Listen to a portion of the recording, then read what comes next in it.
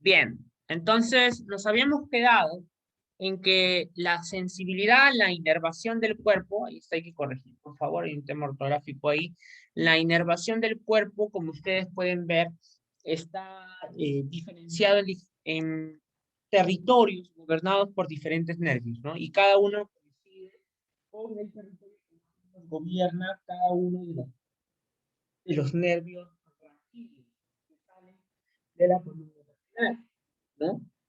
Como ustedes pueden ver, cuando, como les decía de repente en la clase anterior, cuando una persona está en bipedestación, un poco difícil de entender o de aprender porque aparentemente estuviera todo desordenado. Sin embargo, aparece más ordenado cuando uno puede ver al individuo que está en forma de un cuadrúpedo, ¿no? O sea, en cuatro, ¿no? Tanto de miembros superiores como de miembros inferiores. Y esto es porque a lo largo de la evolución ha ido desarrollando pues, la bipedestación y eso ha hecho que los nervios gobernados, ¿no? Por cada uno de los territorios sensitivos, pues tenga una distribución particular, ¿no? Cada nervio raquídeo se encarga de un campo segmentario de piel y a esto se le conoce como los dermátomos, ¿no? Entonces, en esa imagen que ustedes ven acá, ¿no? Es como si hubieran límites nítidos,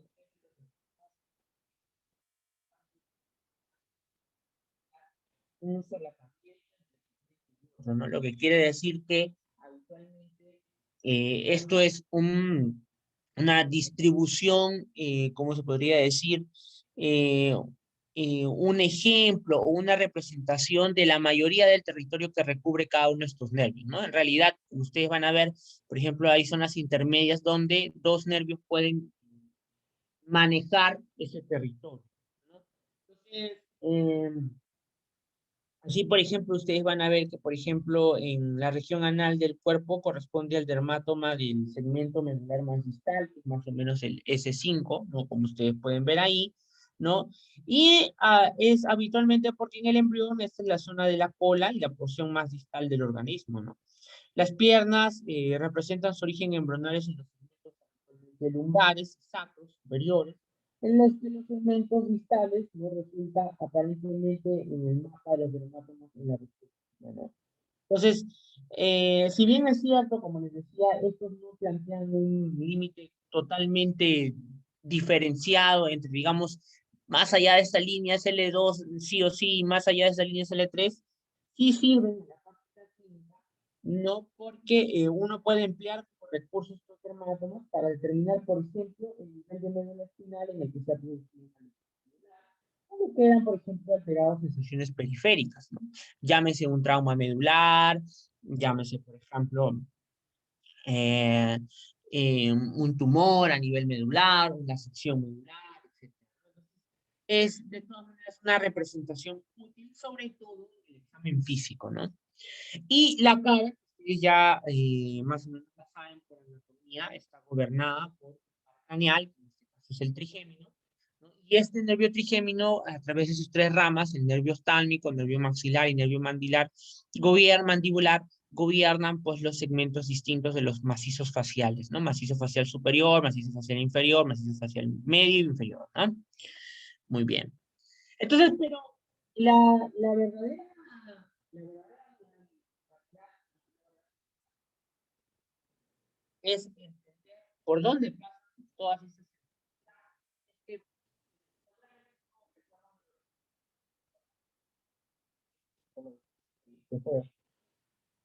Doctor, no se le porque, escucha. a ver un momento.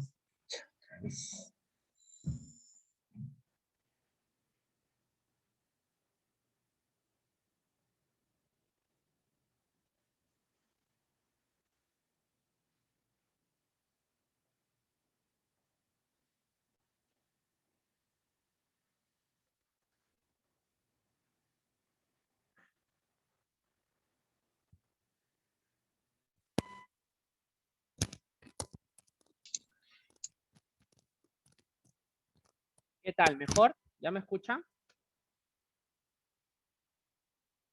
¿Ya me escuchan, doctores?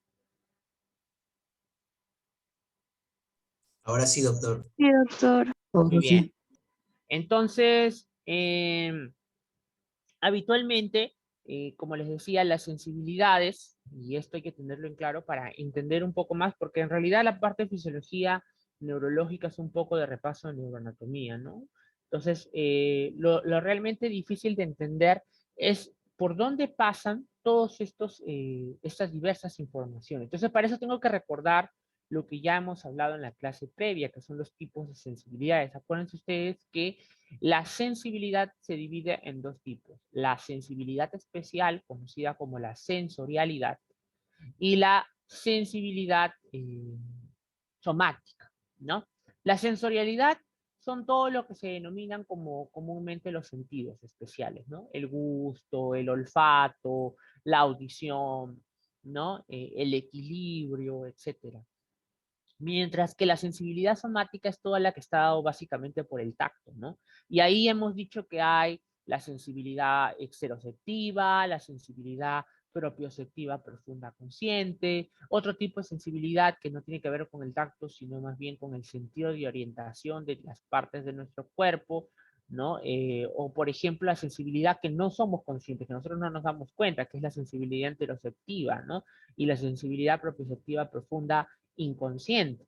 Acuérdense ustedes que los músculos, los tendones, necesitan enviar información al cerebro acerca de, por ejemplo, el grado de contracción, el grado de flexión, de tensión de la fibra muscular. Y de eso nosotros no somos conscientes. Nosotros no sabemos cuánto de tensión o de contracción está haciendo nuestro deltoides o nuestro bíceps o tríceps en este momento, ¿no? Entonces, pero esa información, lo cierto es que llega al cerebelo y tiene que llegar finalmente al cerebro para que de acuerdo a eso se modulen las órdenes motoras. Entonces, esa sensibilidad también es importante. Entonces, cuando hablemos de cada una de las vías, vamos a hablar con respecto a cada una de las sensibilidades, porque tienen territorios distintos y manejan áreas distintas a lo largo del sistema nervioso central. Entonces, por ejemplo, acá ustedes tienen lo que se conoce como el tracto del sistema lemniscal dorso-medial, ¿no? Entonces, aquí, por ejemplo, nosotros tenemos lo que es un alto grado de localización del estímulo, ¿no? Sensaciones que requieren, por ejemplo, gradación intensa, ¿no? Sensaciones fásicas como sensaciones vibratorias, sensaciones de movimiento, ¿no?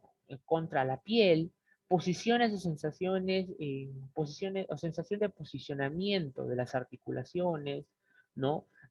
Sensación de presión relacionada al grado, ¿no? De presión o intensidad, ¿no? Por ejemplo, si yo les digo a ustedes, a ver, doctores, cierren sus ojos y les digo, y elevo su hombro más o menos en 90 grados, ustedes van a saber que el hombro está abducido 90 grados, sin necesidad de verlo.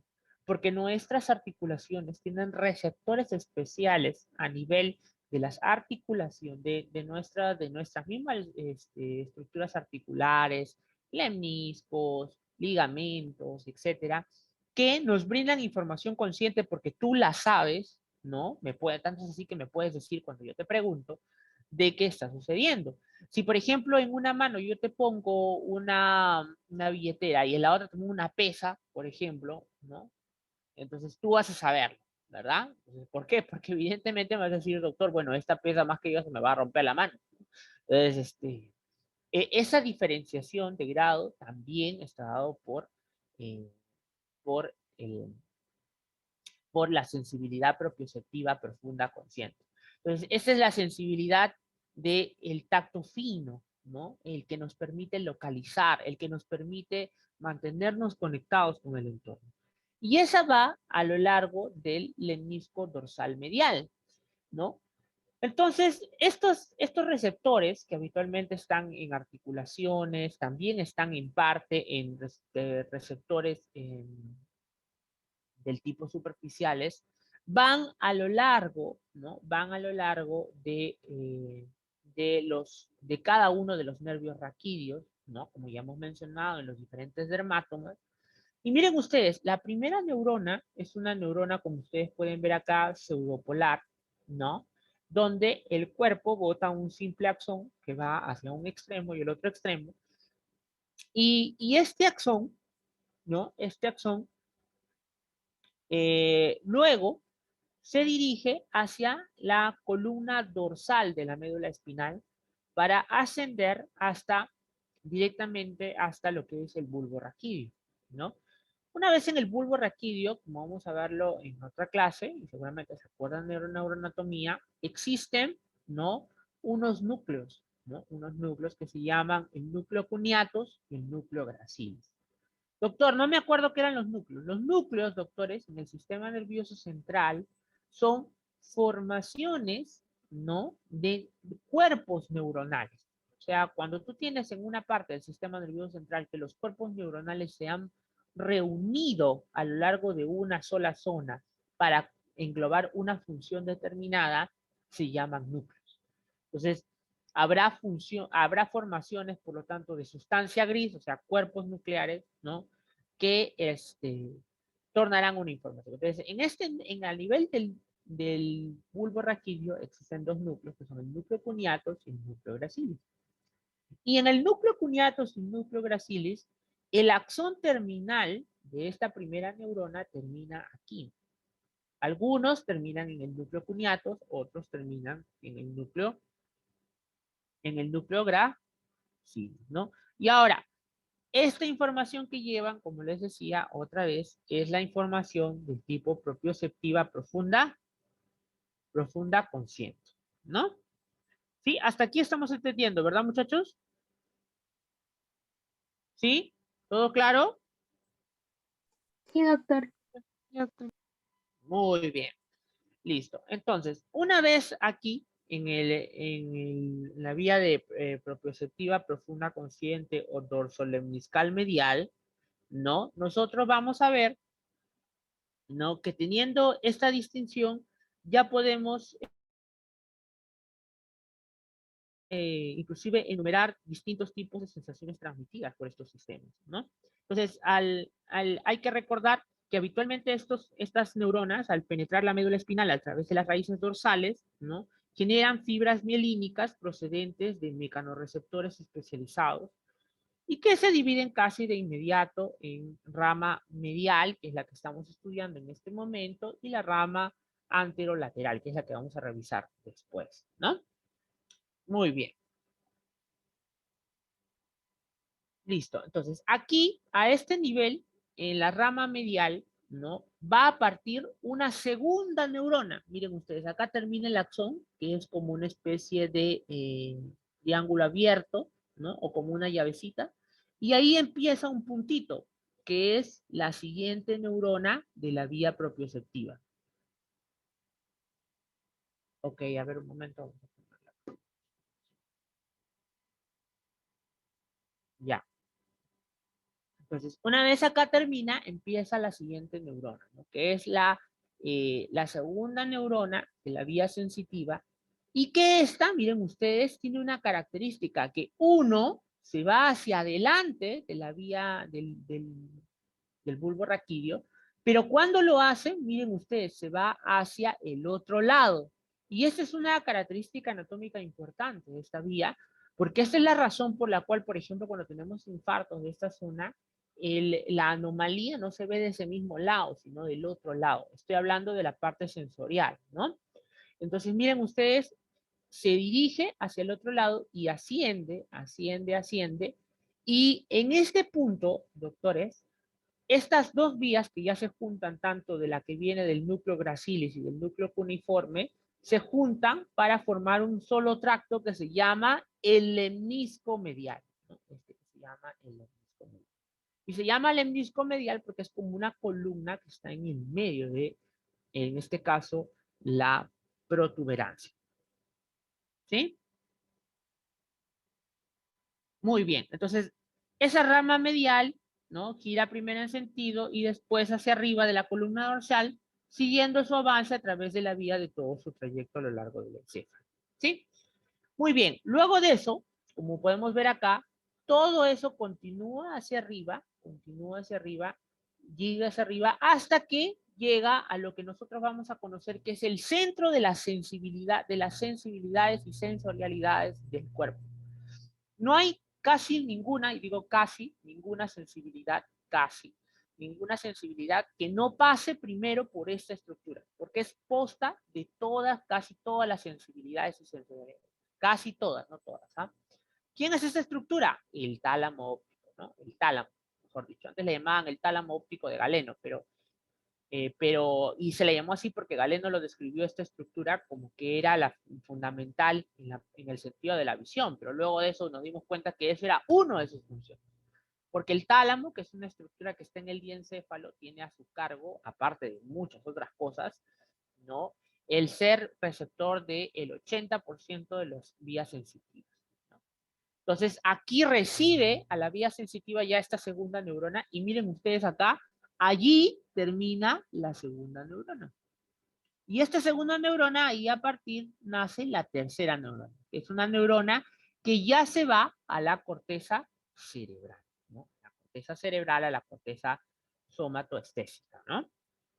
Entonces, una de los rasgos diferenciadores del sistema de la columna dorsomedial es la diversa orientación espacial que adquieren las fibras nerviosas procedentes de cada parte del cuerpo y que se mantienen todo el tiempo, ¿no? Así, por ejemplo, vamos a ver que las columnas dorsales de la médula espinal, las fibras de las porciones inferiores del organismo quedan situadas hacia adentro de la médula espinal que las que entran a niveles segmentarios, ¿no? De esa manera es que nosotros podemos ver que, por ejemplo, ¿no? Que, por ejemplo, una característica es que los que llegan a la columna gracilis son habitualmente las fibras procedentes, ¿no? De la pierna, ¿no? Y de la pierna y del miembro, de todo lo que es el miembro inferior y la pelvis, ¿no? Mientras que, ¿no? Mientras que las fibras que llegan al núcleo cuneatus, verde claro, son generalmente las fibras procedentes del tórax, el miembro superior y el cuello, ¿no? Por eso es que tienen núcleos distintos, pero sin embargo la función que reciben son la misma, solamente estamos hablando de territorios completamente distintos, pero la función es la misma, ¿no? Una vez en el tálamo, como hemos dicho, esta orientación espacial distinta aún así se conserva, estando inclusive representado en el extremo más caudal del cuerpo, ¿no? Las porciones más laterales en un complejo que se conoce como complejo vasoventral, ¿no? Ventrovasal, perdón, ¿no? Y que finalmente se dirigen hacia lo que se conoce como la corteza somatosensitiva, ¿ya? A su vez, está también el área, el sistema de los tractos anterolaterales, que son este de acá de rojo.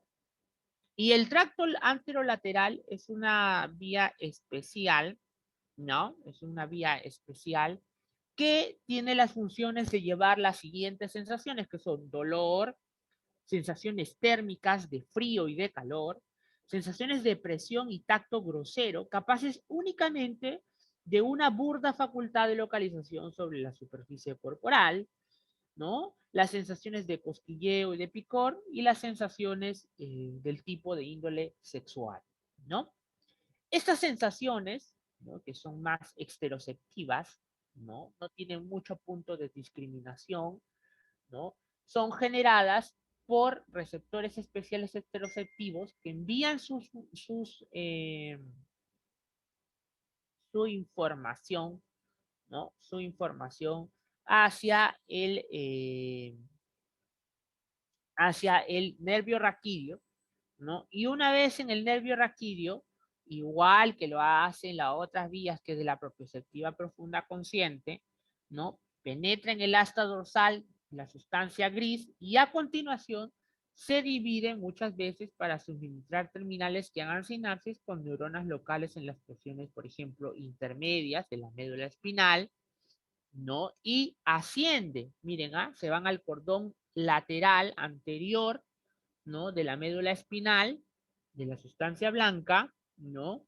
Y asciende, miren, asciende aquí ya prácticamente en el asta posterior de la médula, hace la segunda sinapsis de la neurona, y esta segunda neurona asciende hasta llegar finalmente vía el lemnisco o tracto espinotalámico, se llama así, espinotalámico. Ya, acá no es, este es el lemnisco medial, este es el espinotalámico.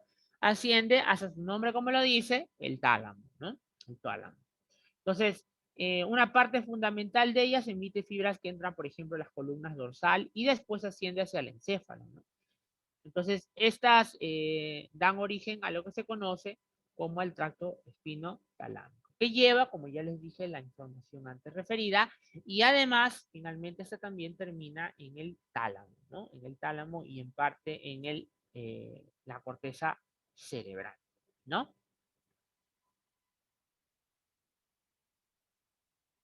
Y ahí está. Miren ustedes, acá está la del menisco medial, ¿no? Ya les acabo de decir cómo se orienta, ¿no? Acuérdense ustedes, el núcleo de cuniatos, ¿no? Cómo se relaciona de acuerdo al grado de región en el que se encuentra. El cuniatos está relacionado básicamente con el miembro superior, abdomen y cuello, y mientras el gracilis miembro inferior. Tiene que ver con un tema simplemente de región a la que inervan, ¿no? Entonces, todas ellas terminan, pues, vía la vía columna lemniscal, ¿no? Hacia lo que es el tálamo, y de ahí del tálamo, finalmente, a la corteza somatosensitiva, ¿no? Muy bien. Aquí en el tálamo, miren ustedes, acá pueden ver el tálamo. Este es el tálamo óptico, ¿no? O tálamo a secas, ¿no? Es una estructura más compleja que esto en realidad, ¿ah? Tiene que ver más, tiene una serie de núcleos en su interior, grupo anterior, grupo medial, grupo dorsal, dorso medial, dorso lateral, etcétera. Bueno, pero eso ya es de neuroanatomía. Lo importante que hay que recordar acá es que en el tálamo nosotros tenemos las neuronas de tercer orden, ¿no? O sea, las neuronas que empiezan, la tercera neurona prácticamente de la vía sensitiva. Y esas terceras neuronas acaban en núcleos que son el núcleo ventral posterolateral del tálamo y que se proyectan en áreas somatosensoriales de la corteza, ¿no? Entonces, por eso es importante mencionar.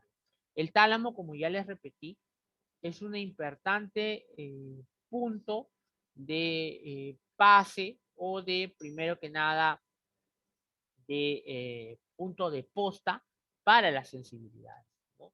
La vía de la columna del ternisco dorsomedial, ¿no? Transporta información, como ya les dije, de tacto fino, vibración, y esta información es crucial para muchas de las habilidades de discriminación táctil que se poseen, ¿no? Ustedes ven acá inclusive la distribución diferente por parte de las fibras que llegan desde el rostro, la mano, el pie, ¿no? Y que vienen en diferentes partes, ¿no? Miren ustedes, todas estas neuronas finalmente invocan una neurona que termina en las regiones de la corteza cerebral, ¿no? Porque es allí donde prácticamente hacen sus funciones.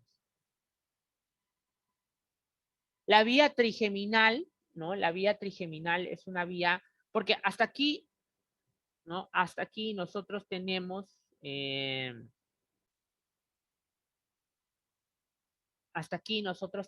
pues, que hay toda una serie de vías tanto para el tacto grosero, dolor, propioceptiva profunda consciente, inconsciente, etcétera, pero para lo que es el cuello, miembro superior, tórax, abdomen, pelvis y miembro inferior, pero nos olvidamos de la cara. Y lo que pasa es que la cara es un territorio que está gobernado, como ya les dije, ¿por quién? Por el nervio trigémino. Entonces, el nervio trigémino tiene su propia vía, ¿no? Miren ustedes, acá pueden ver que el trigémino, a través de sus ramas, quinto 1, quinto 2, quinto 3, ¿no? Termina sus acciones directas con múltiples fibras en núcleos del quinto 3. Una de las características que nos enseñaron en neuroanatomía es que el quinto 3 es uno de los pares craneales que tiene varios núcleos. No tiene uno, sino tiene 4 núcleos, ¿no? Tiene 3 núcleos sensitivos y un núcleo motor, ¿no? Los núcleos sensitivos son el núcleo mesencefálico o propioceptivo, el núcleo principal, ¿no? El que es del tacto grosero, y el núcleo, ¿no? El núcleo espinal, que es el núcleo del dolor y la temperatura, o sea, el núcleo que recibe la información del dolor y temperatura, ¿no? Por lo tanto, doctores, aquí recibirá básicamente exteroceptiva, acá propioceptiva y aquí una unión prácticamente entre los dos, ¿no? Entonces ustedes van a ver, por ejemplo, aquí estas vías terminan en este núcleo, que es el núcleo, ¿no? Del tipo mainly touch, o sea, que es, ¿no? El principal del tacto, ¿no? Y esta primera neurona que está acá en el ganglio de Gasser, que es el ganglio del trigémino, acaba en este núcleo y aquí empieza la segunda neurona, miren ustedes. Y al igual de lo que sucede abajo, esta neurona, ¿a dónde hemos dicho que hace posta? En el tálamo, ¿no? En el tálamo. ¿En qué núcleo talámico? Pues en el núcleo ventral posteromedial talámico para el tracto trigeminal, porque todo esto, doctores, se llama el tracto trigeminal. Y todo este tracto trigeminal es producto, uno, de este fascículo proveniente del núcleo principal, que ve lo que es el tacto, y dos, el núcleo espinal, que ve lo que es dolor y temperatura. O sea, todo esto básicamente ve la sensibilidad. Doctor, ¿y qué ve la propiocepción? Pues la propiocepción ya ve lo que son articulaciones, etcétera, pero de la región de la cabeza, ¿no? Y de la cara. Entonces, eso ya no va al tálamo, va a otra área específica, ¿no? Entonces, vamos a ver el núcleo ventroposteromedial. ¿A quién termina aquí? El tracto talámico, ¿no? Y todo eso hemos dicho que termina finalmente en la corteza cerebral, ¿no? Porque es la corteza cerebral la que tiene que recibir la información, ¿no? La va a acoplar a un recuerdo, la va a interpretar y va a generar una respuesta ante lo que ve, ¿no? Entonces, esta corteza es específicamente, hay varias, ¿no? Ustedes van a ver que cuando hablan de la sensibilidad, en realidad, en la corteza, o sea, el cerebro, van a ver que hay una parte específica que se llama el área somatoestésica primaria, el área somatoestésica secundaria, que es esta que ustedes pueden ver acá, todo este trayecto, aquí, ¿no? Y que reciben la información sensorial y con eso pues desencadenan una respuesta, ¿no? Entonces, aquí nosotros, por ejemplo, podemos ver, ¿no? Lo que son las diferentes áreas, cómo se distribuyen, ¿no? Cómo se distribuyen las sensibilidades de nuestro cuerpo, ¿no? ¿Dónde se encuentra preferentemente la sensibilidad? En el lóbulo parietal de la corteza cerebral, ¿no? Entonces, aquí vamos a distinguir las áreas somatoestésica primaria y secundaria, que son las dos principales que ven, por lo menos las sensibilidades que hemos visto hasta ahora, ¿no? Entonces, eh, la razón de que nosotros podamos dividir esta área en somatoestésica primaria y secundaria radica en que la orientación espacial de las diferentes partes del cuerpo es distinta y particular a cada una de ellas. Como ustedes pueden ver acá, ¿no? Quiere decir que cada uno de estos regiones gobierna diferentes partes del cuerpo, ¿no? O traen neuronas preferentemente de cada una parte distinta del cuerpo, ¿no?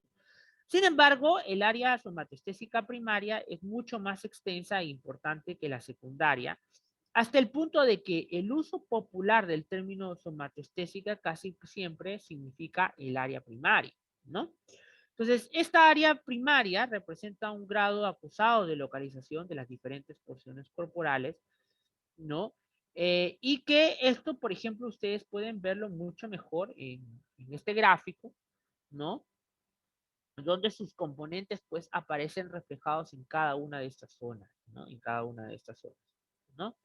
Entonces, el grado de localización en cambio, en el área somatoestésica secundaria es más escaso, ¿no? Y aunque en grandes rasgos, acá podemos ver que la cara está representada en una zona anterior, los brazos en la zona central, ¿no? Los brazos en la zona central y las piernas en la parte más posterior, ay, perdón, de la corteza, ¿no? Muy bien. Otra característica importante es la orientación espacial procedente de la misma área primaria. Miren, acá tienen el área primaria, que es este de acá, está la circunvolución, que se conoce como la circunvolución parietal ascendente, ¿no? Y miren ustedes, acá hemos reflejado, retratado un hombrecillo de acuerdo a las distintas partes que gobiernan, ¿no? O regiones que gobiernan la sensibilidad en esta corteza. Y nos sale un hombre totalmente deforme, ¿no? Con manos grandes, con cara enorme, con pies pequeños, abdomen pequeño, ¿no? Lengua grande, ¿no? Etcétera, ¿no? Entonces, ¿por qué? Porque aparentemente la corteza cerebral somatosensitiva, como ustedes pueden ver acá, ¿no? Está gobernada en diferentes proporciones en la corteza, ¿no? Mejor dicho, la sensibilidad, ¿no? Está gobernada en diferentes proporciones en la corteza cerebral. Esto, ¿quién fue el que lo comenzó a estudiar? Pues fue nada más y nada menos que Penfield. Entonces, por eso es que a esta representación gráfica de la sensibilidad, se le conoce como el homúnculo sensitivo de Penfield, ¿no? El hombre, el, eh, el hombre caricatura, ¿no? Que tiene partes totalmente distintas de tamaño con respecto a las que habitualmente tiene una persona, ¿no? Porque refleja el grado de o la proporción de neuronas orientadas hacia esa parte del cuerpo, ¿no? Entonces, algunas regiones están representadas por grandes zonas en la corteza somática, mientras que el tronco y la parte inferior del cuerpo están representadas por una zona relativamente pequeña, ¿no? Y los tamaños de estos territorios son prácticamente directamente proporcional al número de receptores sensitivos localizados en cada zona periférica de nuestro cuerpo. Así, por ejemplo, en los labios y en el pulgar hay una gran cantidad de terminaciones nerviosas especializadas, mientras que en la piel del tronco solo están presentes algunas pocas, ¿no? Así, por ejemplo, también la cabeza, que está representada en una porción más lateral, ¿no? Y la parte inferior del cuerpo en una zona medial sumamente más pequeña, ¿no? Que es la que representa prácticamente eh, la sensibilidad de los miembros inferiores. ¿Sí? Muy bien. ¿Y aquí cuál es una de las funciones más importantes acerca de esta área somatostésica primaria? Pues cuando se hace la resección de esta área, o sea, uno hace una lobectomía, por ejemplo, y provoca, se ve que se puede provocar mediante la resección de esa área las siguientes funciones, que es uno, la persona es incapaz de localizar diversas sensaciones de forma diferenciada en distintas partes de nuestro cuerpo, pero sin embargo sí puede hacerlo de un modo rudimentario como una mano concreta o una gran nivel del tronco o en una de las piernas, ¿no? Y de esta forma se define entonces que el tronco encefálico, el tálamo o las porciones de la corteza que generalmente no se consideran relacionadas a la sensibilidad pueden tener algún grado de funcionabilidad en la sensibilidad, ¿no? Dos, la persona es incapaz de valorar un grado crítico sobre presión en el cuerpo. Si yo te digo, por ejemplo, que en esa mano te pongo una billetera y en la otra te pongo una pesa, no vas a saber cuál es más pesado, ¿no? No vas a tener la sensación de mayor pesadez, ¿no? Entonces, probablemente sí, pues el peso hará que caiga tu mano, pero nada más, ¿no? No vas a tener la sensación de pesado. Tres, la persona es incapaz de valorar el peso de los objetos, ¿no? Es incapaz de valorar las formas, ¿no? Yo le doy una canica y le digo a ver qué forma tiene y no sabe si es un triángulo, si ha cogido un cubo, si ha cogido una esfera, ¿no? Es incapaz de valorar aparte de la textura de los materiales, ¿no? Porque ese tipo de evaluación generalmente depende de sensaciones muy críticas organizadas por el movimiento de los dedos sobre la superficie que pretende explorar, ¿no? Muy bien. Entonces, una característica fundamental es que aquí no hay desaparición ni del dolor ni de la temperatura, ¿no? ¿Por qué? Porque ante una ausencia específica, solo el área somatoestésica primaria aún se conserva la aparición de otras modalidades sensitivas que lo atañe a su cualidad y a su intensidad, ¿no? Sin embargo, estas sensaciones están poco delimitadas, lo que indica que la localización del dolor y la temperatura dependen enormemente del mapa topográfico corporal existente en el área somatoestésica primaria para rastrear su fuente de dolor, ¿no? O sea, puede sentir dolor, pero no sabe localizarlo, ¿no? No sabe localizarlo. ¿Sí? Muy bien. Aparte, anexado a ello, nosotros vamos a ver que encontramos, por ejemplo, el área somatoestésica accesoria, ¿no? Que son estas áreas que nosotros podemos ver acá, que en las áreas de Brodmann, que fue el que estudió las áreas de la corteza cerebral en números, ¿no? La delimitó como el área 5-7, ¿no? Generalmente, su labor consiste en descifrar los significados más profundos de la información sensitiva en las áreas somatostésicas, ¿no? Así, por ejemplo, cuando nosotros hacemos una estimulación eléctrica de las áreas somatosensitivas, a veces puede provocar una persona despierta experimente una sensación corporal compleja que en ocasiones llega incluso a ser a la percepción de un objeto o como inclusive un cuchillo o una pelota, ¿no? Por lo tanto, parece claro que su función consiste en combinar informaciones procedentes de múltiples puntos repartidos en el área somatostésica primaria para finalmente darle a estas sensaciones conjuntas darle un significado, ¿no? Muy bien.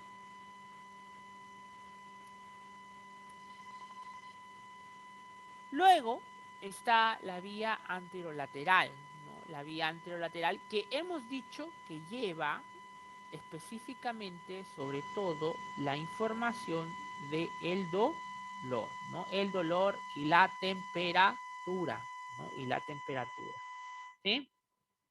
Muy bien. Entonces, para esto hay que entender algunos conceptos importantes que principalmente, ¿no? Este tipo de sensaciones está llevado por terminaciones libres y va, como ya hemos dicho, por una vía del cordón lateral. Está encargada de la transmisión de señales sensitivas ascendentes por la médula espinal y en dirección al encéfalo, ¿no?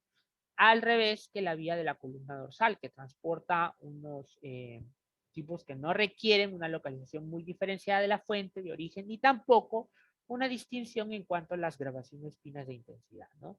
Estos tipos de señales se conocen como calor, frío, tacto grosero.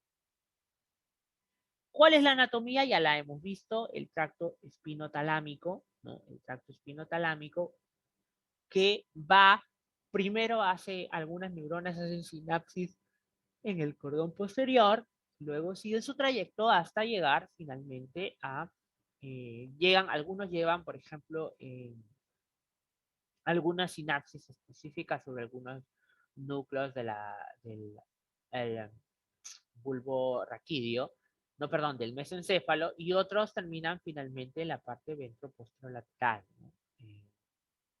Ventrobasal, ¿no? Muy bien. Y de allí mandan la información otra vez a la corteza cerebral, ¿no? Muy bien. Entonces, en general, los mismos principios que sirven para el sistema de la columna dorsal en el menisco medial se aplica de la misma forma a la transmisión de la vía anterolateral, exceptuando las siguientes diferencias. ¿Cuál es? La velocidad de transmisión solo llega a 1/3 de la mitad de lo que posee el sistema de la columna dorsomedial, es decir, y oscila entre los 80 a 40 metros por segundo. El grado de localización espacial de las señales es escaso.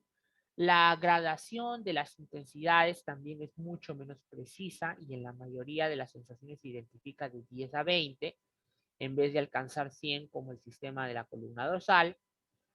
La capacidad de transmitir señales que se repiten o varían con rapidez es mala y resulta evidente que el sistema anterolateral es un tipo de vía de transmisión más burdo que el del disco dorsal medial, ¿no? Aún así, ciertas modalidades de sensibilidad solo se transmiten a través del primero, sin ninguna intervención del último, ¿no?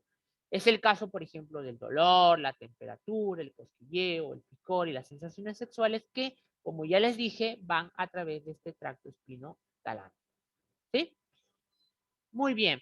Vamos a pasar ahora a lo que son las sensibilidades especiales, o más conocido como las sensorialidades, ¿sí? Muy bien. Vamos a hacer un break de 5 minutos.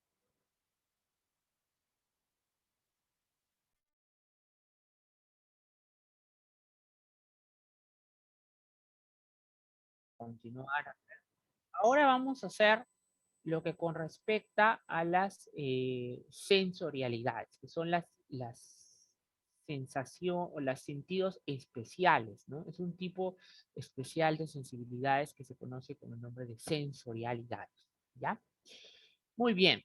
Entonces, cuando hablamos de los sentidos, estamos hablando de las sensorialidades, ¿verdad?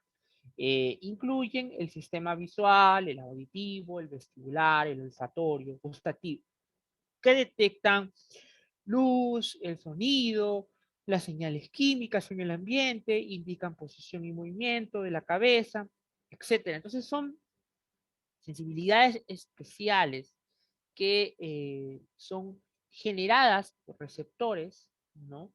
Y que además estos estímulos detectados y traducidos por estos sistemas son más familiares para nosotros cuando nos proporcionan, por ejemplo, un conocimiento consciente de nuestro ambiente, pero son igualmente importantes como entradas sensoriales para el comportamiento reflexivo y subconsciente.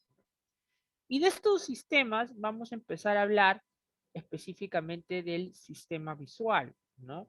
Y es que entonces para entender un poco el sistema del ojo, óptico del ojo, es necesario primero familiarizarse con algunos conceptos básicos, ¿no? Como son, por ejemplo, la refracción lumínica, ¿no? El enfoque, la profundidad, etcétera, ¿no? Muy bien. Entonces, antes de hablar de ello, primero voy a decirles cuál es más o menos la vía o el trayecto por el cual neuroanatómicamente se da la vía de la visión, ¿no? Antes de hablar un poco acerca de cómo el estímulo finalmente del ojo termina como un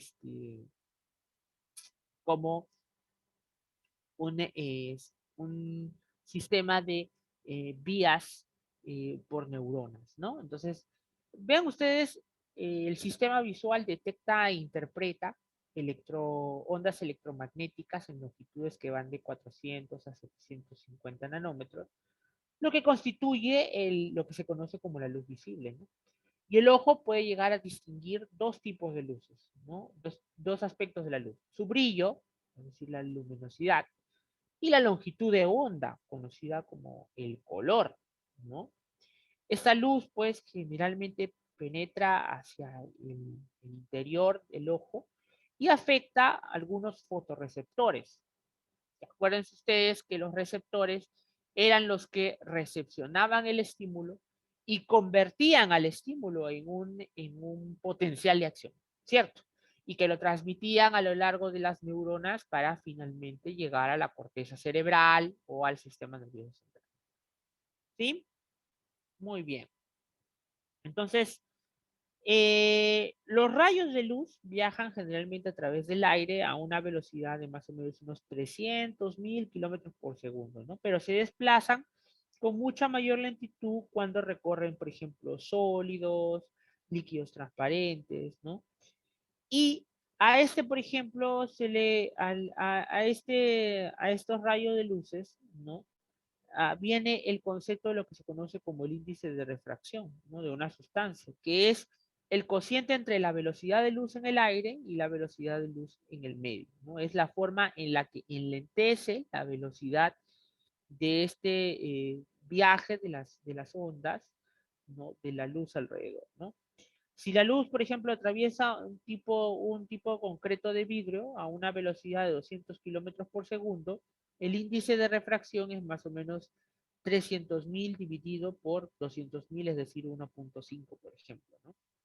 Entonces, la refracción de cada objeto va a ser completamente distinto a cómo va a variar la velocidad de la luz.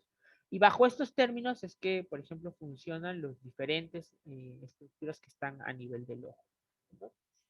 Una vez que la luz penetra y afecta a a los fotorreceptores, vamos a ver más adelante cómo sea esto, va hacia un epitelio especializado que se conoce como la retina, y la retina convierte la información de los, o mejor dicho, los fotorreceptores, los conos y los bastones convierten el estímulo de la luz en un potencial de acción, el cual es generado, dirigido finalmente por las células de la retina y viajan a través de los nervios ópticos, ¿no? Los cuales anatómicamente, miren ustedes como pueden ver allí, ¿no? Reciben información de distintas regiones. Por ejemplo, miren, los nervios ópticos tienen fibras, ¿no? Fibras que vienen del campo medial, pero que este campo medial ve lo que es los campos visuales laterales, más conocidos como temporales, ¿no? Y que estos campos visuales temporales, ¿no? Son llevados a través de la retina en la capa medial, ¿no? Y que miren ustedes, se va hacia este campo medial, se va hasta lo que es el otro lado, cruzando el quiasma óptico, para llegar finalmente al tálamo, ¿no? Al tálamo. Este de aquí es la parte más posterior del tálamo, ¿no? El pulmonar, esta parte del tálamo se llaman los cuerpos geniculados, ¿no? Específicamente los cuerpos geniculados laterales. Y las fibras que van de la parte lateral van por el mismo lado, no cruzan la línea, sino que se van hacia lo que es también el núcleo geniculado, pero del otro lado, ¿no? Y de aquí parte una segunda neurona que es una tercera neurona que finalmente acaba en en la corteza visual, ¿no? Que es las áreas básicamente occipital de nuestra corteza visual. Entonces, estos nervios ópticos van a través de los tractos ópticos, que son estos que ustedes pueden ver acá, y que realizan sinapsis inclusive con algunos núcleos importantes, como son, por ejemplo, estas estructuras que se llaman los colículos, ¿no? Con los colículos superiores específicamente. Y se van a los núcleos que ya les dije, ¿no? Que son el núcleo geniculado lateral del tálamo para dirigirse finalmente en la corteza, que es la que ustedes pueden ver acá, ¿no? Miren ustedes, acá en la parte medial pueden ver cómo la corteza visual es básicamente la corteza del lóbulo occipital, porque el lóbulo occipital es básicamente visual, ¿no? Y es gracias a esta prominencia del tálamo, por eso es que en algún momento, cuando se empezó a estudiar el tálamo en épocas de Galeno, pues se le consideró como el tálamo óptico de Galeno, ¿no? ¿Por qué? Porque se creía que era la fuente principal de la visión, ¿no? Sin embargo, lo que no sabemos, y en realidad esto no tiene que ver mucho con el sistema nervioso, sino que más con el tema de los sentidos, pero vale la pena mencionarlo, es que el ojo, ¿no? El ojo en general es un conjunto de estructuras, uno, nerviosas, porque evidentemente transforma lo que es la luz en un determinado potencial de acción, pero también es un aparato dioptométrico, ¿no? ¿Por qué? Porque lo que permite es recibir la luz, enfocarla en la retina y recién la retina es la que la transforma en una imagen en el cerebro, ¿no? O que la, digamos, la transforma en un potencial de acción que finalmente llega al cerebro y es percibida como una imagen, ¿no? Muy bien. Entonces, es por lo tanto, para ello requiere pues de un sistema de lentes, ¿no? Un sistema de lentes que enfoca la luz, los rayos de la luz, hacia un determinado punto, ¿no? Y este finalmente lo enfoca en la retina, ¿no? En la retina. Entonces, este aparato de lentes, perdón, este aparato de lentes está conformado por uno, la córnea, ¿no? Dos, el cristalino. Y fíjense ustedes que tienen como función principal el poder permitir el enfoque de la luz hacia un punto determinado, por ejemplo, de la retina, que es el punto de la retina donde además se da lo que es la visión especializada o que le dicen la visión con atención, porque logra tener algunos detalles importantes, ¿no? Al momento de observar. Entonces, que es la fovea, ¿no? Y es que estos lentes que empiezan con la córnea lo que hacen es recibir la luz y al recibirla le enfocan hacia un punto determinado.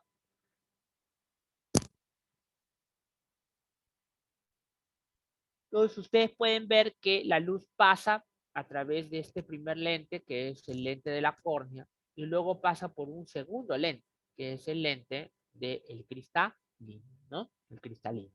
Que además ustedes van a ver que la cantidad de luz que es enfocada al cristalino es regulada, ¿no? ¿Regulada por quién? Por este, ¿no? Por este que es el iris.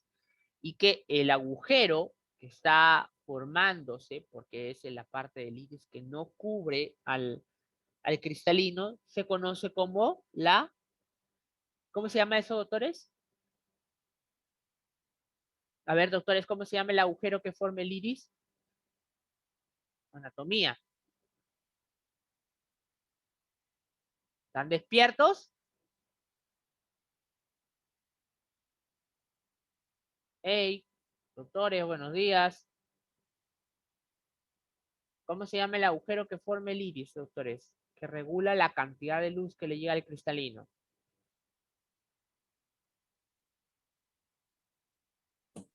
La pupila, doctor. La pupila, ¿no? La pupila. Y que es regulada por el sistema nervioso simpático y parasimpático. El sistema nervioso simpático y parasimpático. Pues toda esta luz finalmente es enfocada en este que es la retina, ustedes pueden ver acá, ¿no? Y que es la que finalmente convertirá a todo el estímulo en potencial de acción. Entonces ustedes pueden ver que, por ejemplo, miren, acá tienen las capas desde más superficiales hasta más profundas de la retina. Tienen las capas de las fibras nerviosas, la capa de las células ganglionares, la capa plexiforme interna, la capa nuclear interna, ¿no? La capa plexiforme externa, la capa nuclear externa, la membrana limitante, ¿no? Ustedes pueden ver acá, la capa de los fotorreceptores o de los conos y bastones que le dicen, y finalmente el epitelio pigmentario, ¿no? El epitelio pigmentario. Y luego le sigue por la coroides, ¿no? Entonces ya no es parte de la retina, ¿no? Entonces, una vez que la luz atraviesa el sistema ocular de lentes y después el humor vítreo, que es el líquido que está en el interior de la cavidad entre la córnea y el cristalino, ¿no? Penetra en la retina desde su interior, ¿no? Y esta distancia tiene un grosor de varios cientos de micrómetros, ¿no? Y la agudeza visual baja debido a este trayecto por un tejido tan poco homogéneo. Sin embargo, según se comenta en adelante, vamos a ver que la región central de la fovea de la retina es capaz de las capas internas de la retina quedan apartadas para atenuar la pérdida de la agudeza producto del agua en el interior del humor acuoso y el humor vítreo.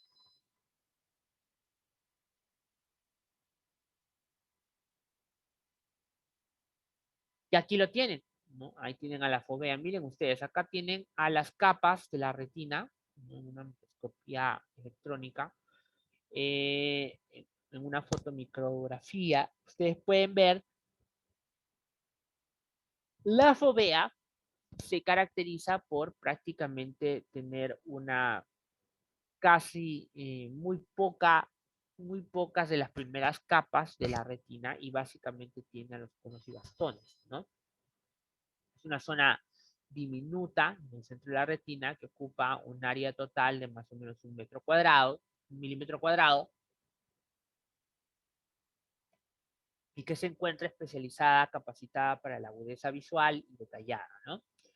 La zona central de la fovea, que es más o menos apenas unos 0,3 micrómetros de diámetro, ¿no? Está compuesta por conos en casi toda su integridad, ¿no?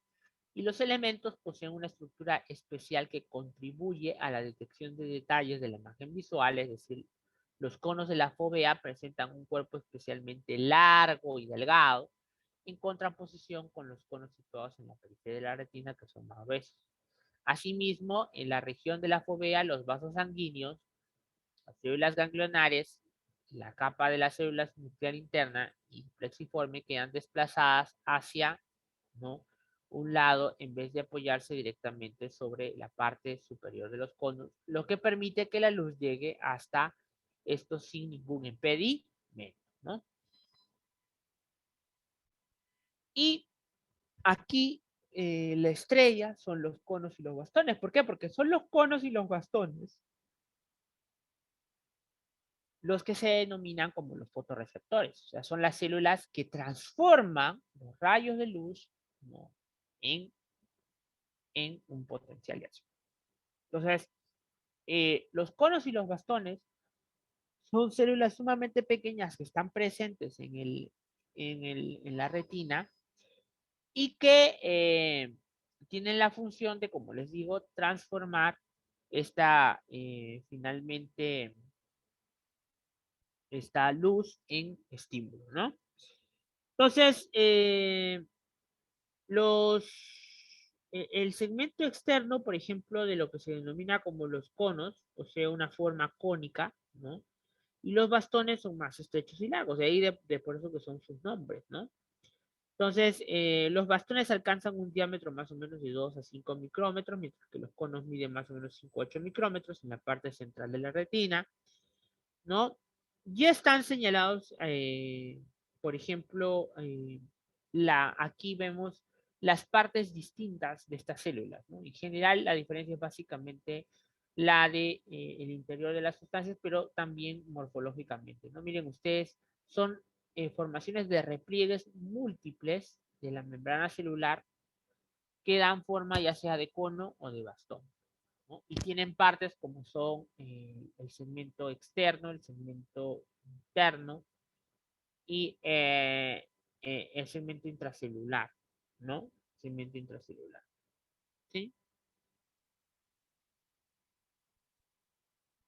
Muy bien. Entonces, en esta parte, que con respecto a el segmento externo, ¿no?, existe una sustancia que se conoce como la sustancia fotosensible, ¿no? En el caso de los bastones, la sustancia fotosensible se llama rodopsina, mientras que los conos es una de las 3 sustancias fotosensibles al color que suelen denominarse como pigmentos de color y funcionan casi exactamente igual que la rodopsina, excepto por sus diferencias de sensibilidad dentro del espectro, ¿no?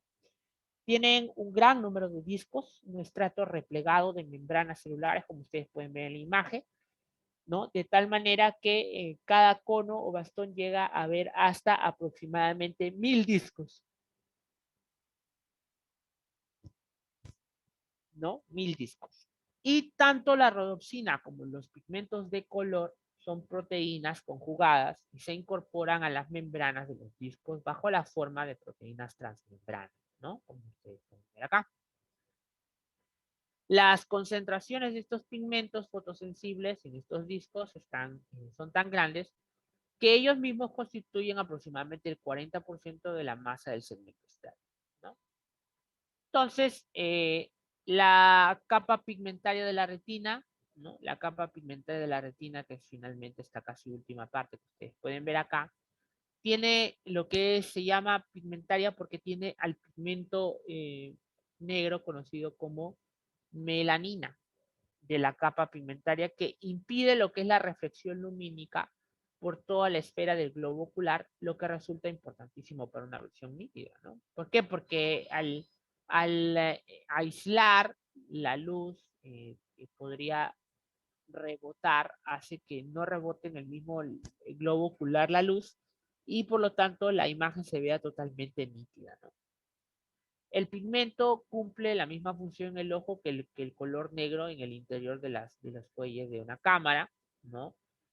Sin él, prácticamente los rayos de luz se reflejarían en todas las direcciones dentro del globo y generarían una iluminación difusa de la retina en vez del contraste normal entre los puntos claros y oscuros necesarios para la formación de una imagen precisa.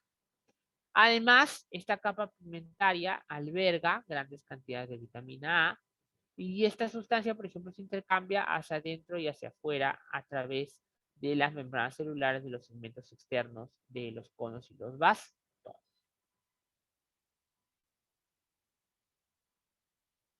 ¿Y cómo funciona esto? Disculpen chicos, un momento, perdón, me llamó un momento.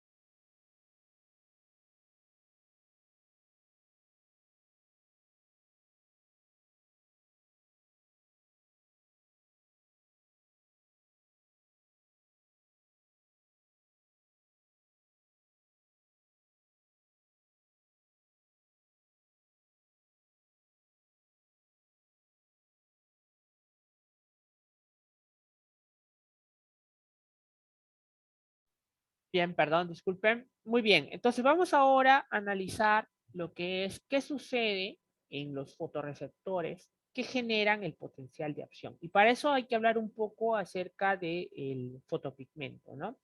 Entonces, tanto los conos como los bastones contienen productos químicos que se descomponen ante la exposición de la luz y en el curso de este proceso excitan a fibras nerviosas que salen del ojo, o sea, la retina, ¿no? Entonces, la sustancia sensible a la luz en los bastones se llama rodoxina y en los conos pigmentos de color. Y su composición no es nada más que un poco diferente de la que presenta la rodoxina. A ver, ¿qué sucede? La sustancia tiene combinación con una proteína que se llama la escotopsina y un pigmento que se llama el pigmento carotenoide, conocido como retinal, también conocido como retineno, en el caso de los conos, ¿no? Perdón, los bastones. Entonces, este retinal es de tipo especial denominado el 11-cis retinal. Esta forma cis resulta importante porque solo ella puede unirse a la escotopsina para sintetizar rodopsina. Entonces, a ver si tienen claro. La rodopsina es la combinación de la escotopsina más el retinal, pero cuando está en su forma 11-cis. Ustedes se acuerdan por química que no solamente nosotros podemos variar un elemento uniéndolo con algún radical, sino depende de la conformación espacial, ¿no? A dónde se orienta, ¿no? Entonces, el 11-cis retinal es una forma de presentarse. Sin embargo, solamente la unión del 11-cis retinal más la escotoxina forma lo que se conoce como la rodopsina. ¿Sí? Hasta ahí nos quedamos claros. Entonces, cuando la rodopsina absorbe la energía lumínica, ya, empieza a descomponerse en una fracción muy pequeña de segundo que desemboca en la transformación instantánea de su forma cis retinal en su forma trans, que conserva la misma estructura química que la forma cis, pero presenta otra estructura física diferente. ¿No? Es una molécula recta en vez de una molécula desplegada. Entonces, como la forma trans no se puede unir a escotopsina, ¿no? Y deja de coincidir con la orientación correspondiente de esta proteína, todo transretinal empieza a soltarse de ella, ¿no? Esa forma distinta del transretinal de poder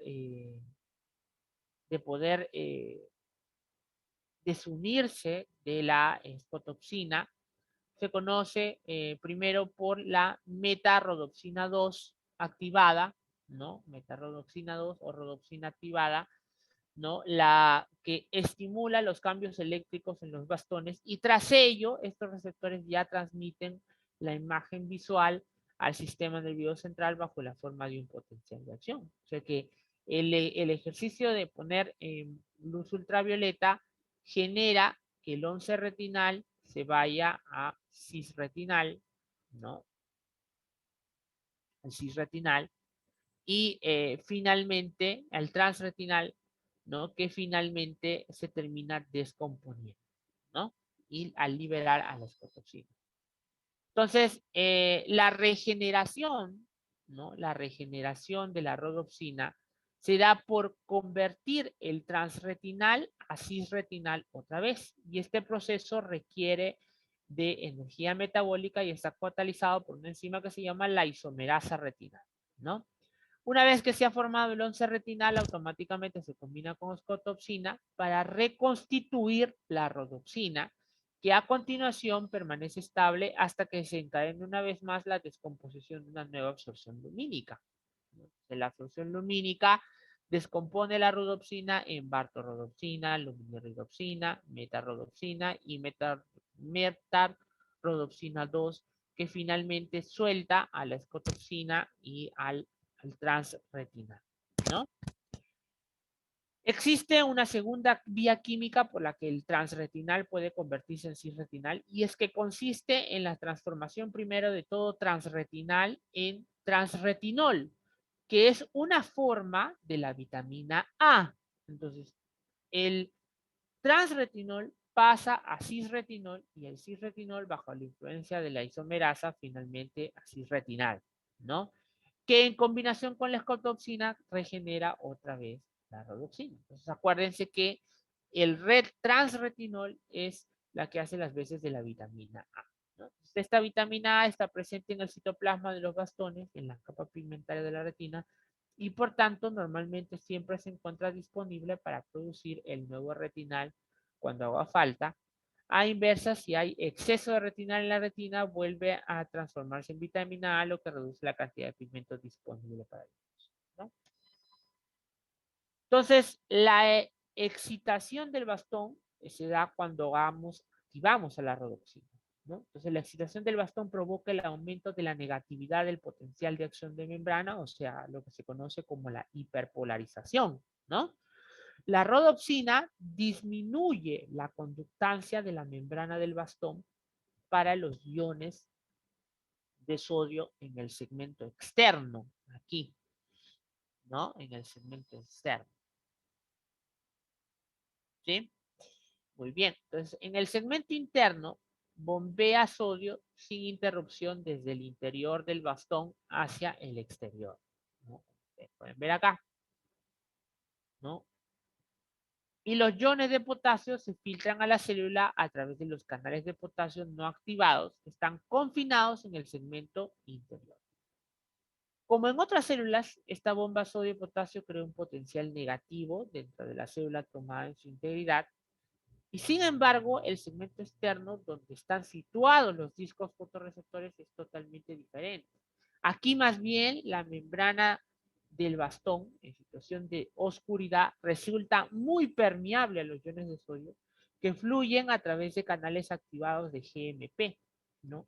En el estado de oscuridad, estos estados de GMP son elevados, lo que hace posible que estos iones de carga positiva se filtren preferentemente hacia el interior del bastón y neutralicen así gran parte de la negatividad que hay dentro de toda la célula.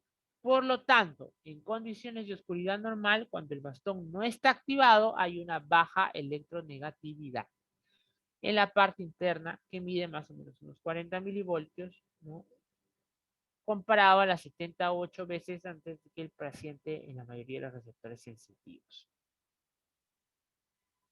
Entonces, ¿qué es lo que hace finalmente que se genere el potencial de acción? Miren ustedes acá, la rodopsina actúa gracias a la luz, traduciendo la proteína G genera lo que es el GMP cíclico y esto cambia la conformación del canal de sodio que hace que ingrese. Entonces, cuando la rodoxina del segmento externo queda expuesta a la luz, se activa y empieza a descomponerse. A continuación, los canales de sodio activados por GMP se cierran y la conductancia al sodio de la membrana, ¿no? En el segmento externo hacia el interior del bastón se reduce a través del proceso en 3 etapas. 1, la luz es absorbida por la rodoxina, lo que provoca la fotorreactivación de los electrones en la parte retiniana, ¿no? La fotorredoxina estimula a la proteína G, denominada como transducina, ¿no? Y la reducción del GMP que cierra los canales de sodio activados por GMP y reduce la corriente de sodio hacia el interior, ¿no? Por tanto, cuando los iones de sodio que salen del bastón están más que los que vuelven a entrar, ¿no? Como se trata de iones positivos, su pérdida crea una electronegatividad. Esto se llama la hiperpolarización, ¿no? Y esa hiperpolarización, ¿no? Es la que está cerca, ¿no? Del potencial de equilibrio de los iones de potasio a través de la membrana y desencadena, por lo tanto, un potencial de acción, ¿no? Entonces, los conos, ¿no? Los conos tienen la capacidad de tener sustancias fotosensibles, ¿no? Es decir, a sustancias parecidas a la rodoxina y que son capaces de generar un potencial de acción, es decir, mediante la apertura de canales de sodio, de potasio, etcétera, ¿no? Pero que tienen diferentes espectros de onda a los cuales se pueden transformar, ¿no? Entonces, la única diferencia prácticamente radica que las porciones proteicas u opsinas, ¿no? En este caso no es la fotoxina, llamada fotoxina en los conos, son un poco distintas de la escotoxina de los bastones, ¿no? la porción de todos los pigmentos visuales corresponde prácticamente igual al retinal, ya sea en su forma cis, que es la que está unida a escotoxina, o su forma trans, la que está finalmente reducida, ¿no? Y por lo tanto, los pigmentos sensibles al color existen combinaciones de retinal y fotoxina, ¿no? Solo uno de los 3 pigmentos destinados a este fin está presente en cualquiera de los diferentes conos, lo que les concede una sensibilidad selectiva a diversos colores. Algunos son sensibles al color verde, otros al color rojo, otros al color azul. Y esto se llama pigmento sensible azul, pigmento sensible al verde, pigmento sensible al rojo.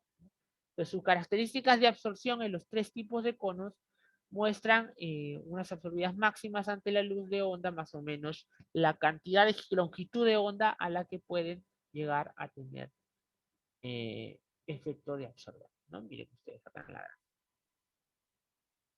Y la vía visual, ya les expliqué, ya les dije que los campos visuales, es decir, el estímulo que finalmente es producido por el potencial de acción generada por los conos y bastones, no es llevado por la retina. Y miren ustedes, ya les he dicho que desde la retina finalmente son transportados de acuerdo al campo, ¿no? Miren ustedes, este de acá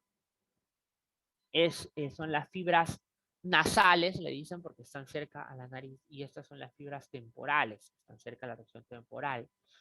Pero ven campos visuales distintos. Las fibras temporales ven los campos nasales y las fibras nasales ven más bien los campos temporales. Y miren ustedes, las fibras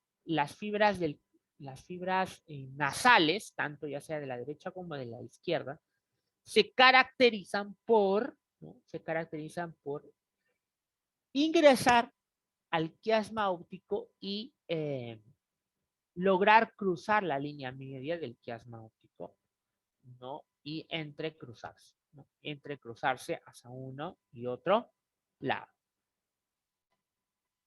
Y finalmente terminan pues en los núcleos geniculados, que son pues estructuras de núcleos del tálamo específico que cumple 2 funciones. En primer lugar, transfiere información visual desde el tracto óptico hacia la corteza a través de la radiación óptica, que se conoce como el tracto geniculo-calcarino.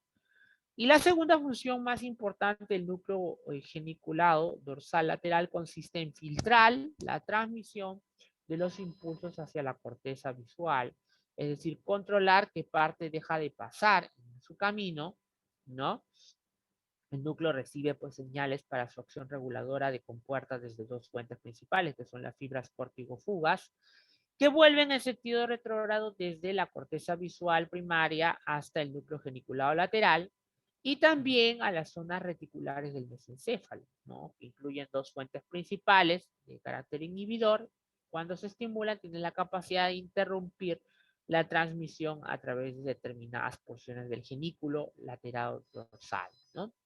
La corteza visual, que ya les dije, básicamente corresponde al lóbulo occipital, ¿no? Y tiene pues diferentes asociaciones. La corteza visual primaria, que se halla en el área de la cisura calcarina, que es esta que ustedes pueden ver acá, ¿no? Está regulada por el área 17, 18, 19, según los números que les dio Brodmann, ¿no?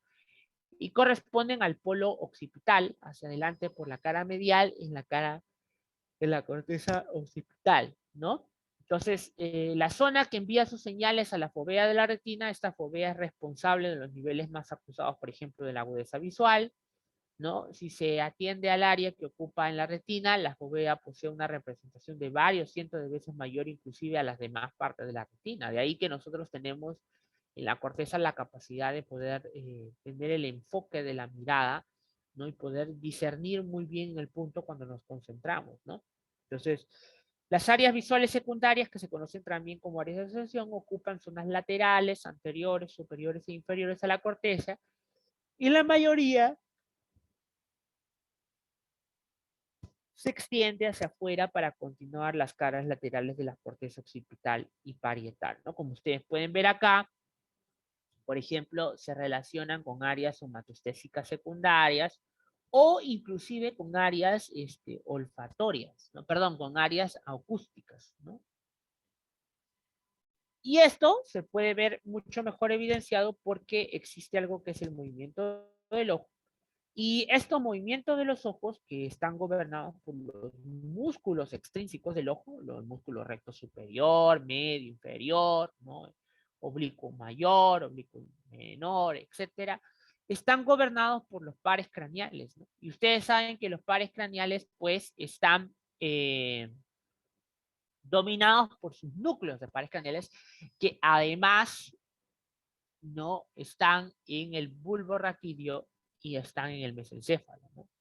Y resulta que estos tienen conexiones directas con la corteza visual mediante el tracto, por ejemplo, frontolateral, ¿no? Frontotectal, que es este que ustedes pueden ver acá, ¿no? Y que además el fascículo longitudinal medial, ¿no? El fascículo longitudinal medial, que regulan mediante la comunicación entre el área visual y el movimiento de los ojos, regulan los movimientos del ojo de acuerdo al enfoque a la mirada, ¿no? Y es lo que son responsables también además, ¿no? De que, por ejemplo, cuando uno quiere mirar algo, uno quiere concentrarse en la mirada, pues mueves los dos ojos, ¿no? No mueves uno y luego mueves el otro, ¿no? No son todos los dos a la par, ¿no? Muy bien. Y vamos a hacer esta segunda parte, que es la del sistema auditivo, ¿no? Ustedes saben, los elementos periféricos del sistema auditivo vestibular comparten componentes del laberinto membranoso y óseo, ¿no? Emplean células ciliadas como transductores mecánicos y transmiten información al sistema nervioso central a través de su par craneal, que es el núcleo vestíbulo coclear, ¿no? O el octavo par craneal. Sin embargo, el procesamiento por parte del sistema nervioso central, ¿no? A través del nervio vestíbulo coclear, ¿no?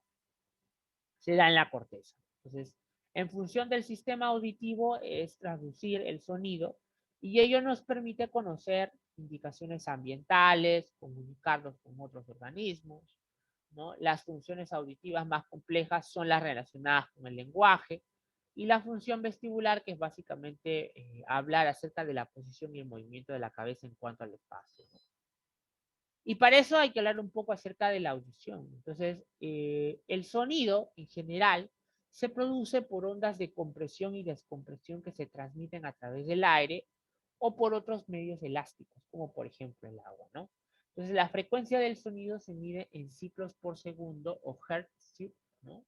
Hertz, y cada tono puro es el resultado de una onda sinusoidal con una frecuencia específica y cada tono puro se caracteriza no solo por su frecuencia, sino también por su amplitud de fase, que es lo que ustedes pueden ver acá. Los sonidos son ondas que viajan, ¿no? En un medio y que tiende de onda a onda una frecuencia y una fase, que es más o menos de amplitud a la que dura más o menos a la altura de la presión ejercida por estas ondas, ¿no? Entonces el sonido se propaga aproximadamente 333 metros por segundo por el aire y están asociados a ciertos cambios de presión, denominada presión de sonido. La unidad de la presión del sonido es más o menos el de nivel de presión de sonido, conocido como decibeles, ¿no? Entonces, habitualmente, un oído joven sano es sensible a tonos puros con frecuencias entre un rango de 20 a 20.000 Hz. Y el umbral para la detección del sonido puro varía con sus frecuencias, ¿no? Los sonidos que superan generalmente más de 10 decibeles pueden hasta inclusive lesionar el aparato auditivo periférico y los superiores a 120 pueden inclusive causar dolor y lesión prácticamente permanente. Conforme nosotros vamos envejeciendo, vamos disminuyendo, ¿no? Las frecuencias, la capacidad de poder escuchar, lo que se conoce como la presbiacústica. Y este es el oído, que ustedes saben que es un aparato conductor del sonido, ¿no? En el cual el oído externo, el oído medio y el oído interno son todo un aparato de conducción del sonido, ¿no? Que además, ¿no? Que además, como ustedes pueden ver allí, primero el aparato externo tiene el conducto auditivo, el pabellón auricular, tiene la función de enfocar las ondas del sonido hacia un punto central que es el conducto auditivo externo, y este conducto auditivo externo lleva las ondas de sonido que hacen vibrar a la membrana tentoria, la membrana timpánica, y esta vibración de la membrana timpánica lleva finalmente a la vibración de los huesecillos, ¿no? Ustedes saben, el yunque, el martillo, el estapedio, el cual apertura la ventana del estapedio y finalmente llegamos a lo que es el oído interno, ¿no? Que como vemos acá tiene todo un sistema de cócleas, ¿no? Donde el cual tiene como contenido principal a un líquido que se llama como la endolinfa, ¿no? Entonces, esa cóclea tiene varias partes. Tiene una rampa vestibular, un conjunto conducto coclear, rampa media y rampa timpánica, que se puede ver mejor cuando hacemos el corte transversal, ¿no? Miren ustedes acá, tienen el canal vestibular, ¿no? El canal medial, ¿no? Rampa media, rampa coclear y la rampa timpánica, ¿no? La rampa timpánica que es esta que ustedes pueden ver acá. ¿Sí? Entonces la rampa vestibular y el conducto coclear, ¿no? Están separados por la membrana de Reisner, que es esta que ustedes pueden ver acá, ¿no? También llamada membrana vestibular. Y la rampa timpánica y el conducto coclear están dirigidos a la membrana o lámina basilar, ¿no? Esta que está por acá. ¿Eh? Entonces, sobre su superficie se encuentra algo que se llama como el órgano de Corti. Como ustedes pueden ver acá, el sonido ingresa a través de la rampa vestibular y finalmente termina a través de la rampa timpánica, ¿no? Para salir el sonido finalmente a través, ¿no? Entonces, aquí en el órgano de Corti hay receptores especiales que terminan transformando las vibraciones del sonido y que viajan a lo largo del líquido timpánico, mejor dicho, del líquido de la endolinfa, ¿no? Y terminan transformándolo en un potencial de acción. Entonces, ¿qué pasa? Que las membranas de Reisner, ¿no? Esta membrana es tan delgada y se desplaza con tanta facilidad que no obstruye el paso de las vibraciones sonoras desde la rampa vestibular al conducto coclear. Por tanto, en lo que atañe a la conducción líquida del sonido, estas dos estructuras se consideran prácticamente una sola. ¿Por qué? Porque es muy delgada. Entonces, las vibraciones que se dan acá prácticamente se dan aquí también en este mismo conducto, ¿no? Entonces, las vibraciones sonoras entran en la rampa vestibular por la ventana oval procedentes de la base del estribo. Y este fenómeno cubre la ventana y se encuentra unido a bordes por un ligamento anular, ¿no? Holgado, de manera que puede moverse hacia adentro y hacia afuera de las vibraciones sonoras, ¿no? Y este desplazamiento hacia adentro hace que el líquido avance por la rampa vestibular y los conductos cocleares. Entonces, en la membrana fibrosa que separa la lámina basal, que es esta que ustedes pueden ver acá, ¿no? O la membrana basal, ¿no? Separa el conducto coclear de la rampa timpánica y contiene más o menos unos 20.000 a 30.000 fibras basilares que se proyectan desde el centro del canal óseo, o sea, la cóclea, y esta parte central se llama moliolo o columela hacia la parte exterior, ¿no? Y la longitud de las fibras basilares aumenta progresivamente a partir de esta ventana oval, ¿no? Como lo podemos ver acá. ¿Sí? Muy bien. Entonces, ¿qué es lo que pasa? Que el sonido, las vibraciones van pasando a lo largo de acá, ¿no? Y como esta membrana es sumamente delgada, no hay ningún problema mediante la transmisión de estas ondas de sonido, ¿no? Entonces, los diámetros de estas fibras disminuyen desde la ventana oval hacia el helicotrema, que es la parte más central, por lo que su rigidez global desciende más de 100 veces. De esa forma, nosotros logramos que las vibraciones de sonido, por ejemplo, miren ustedes, la lámina basilar, que es la que está acá hacia abajo, se mueve gracias también a esta que es la membrana tentoria, ¿no?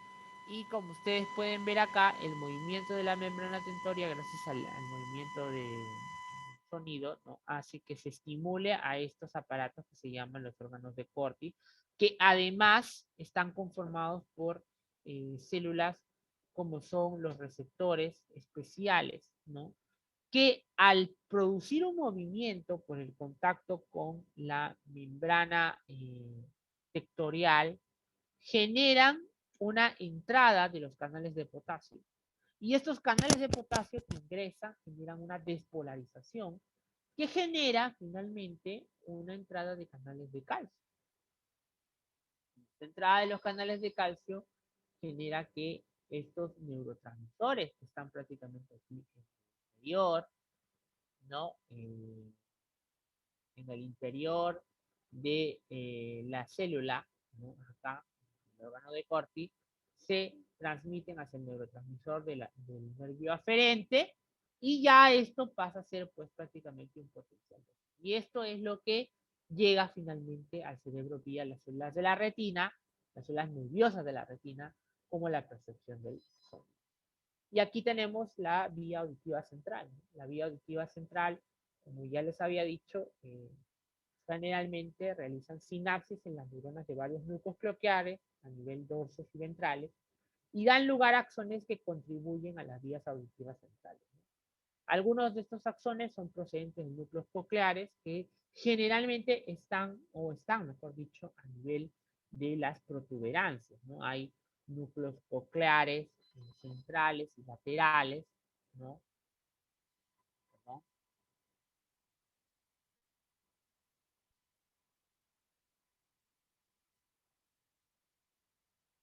Centrales y laterales, perdón, ¿no? Y que se conectan conjuntamente con la vía de auditiva central, la cual además se encuentra en el lóbulo temporal, ¿no? Hay una vía auditiva primaria que está básicamente en el interior del opérculo temporal, ¿no?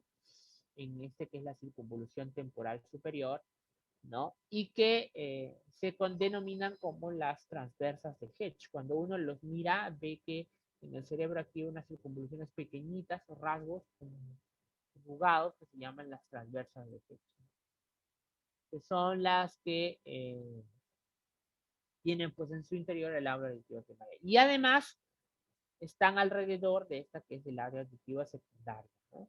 Entonces, estas se comunican con los núcleos geniculados mediales, o sea, el tálamo, miren ustedes, el tálamo, y ahí que el tálamo es parte generalmente, casi todas las sensibilidades y sensorialidades pasan necesariamente por el tálamo. Luego se va al núcleo, el colículo inferior, ¿no? Microcolículo inferior, ¿no? Y se comunican con tractos laterales de los meniscos y núcleos olivales, ¿no? Superiores, para ver, por ejemplo, postura, para ver, por ejemplo, movimiento coordinado, ¿no? Etcétera, ¿no?